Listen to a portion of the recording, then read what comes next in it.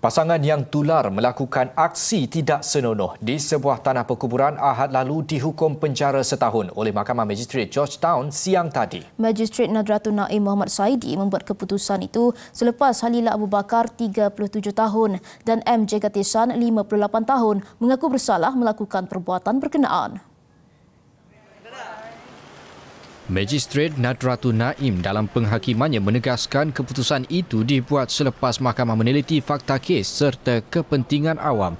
Mengikut pertuduhan, pasangan ini bersama-sama melakukan perbuatan kelucahan melampau di tanah perkuburan Cina yang merupakan lokasi awam. Perbuatan itu didakwa berlaku di Batu Gantung Airi Hitam jam 8.30 pagi 22 Mac lalu. Sebelum ini, polis membuka kertas siasatan susulan penularan sebuah video yang memaparkan perbuatan pasangan berkenaan.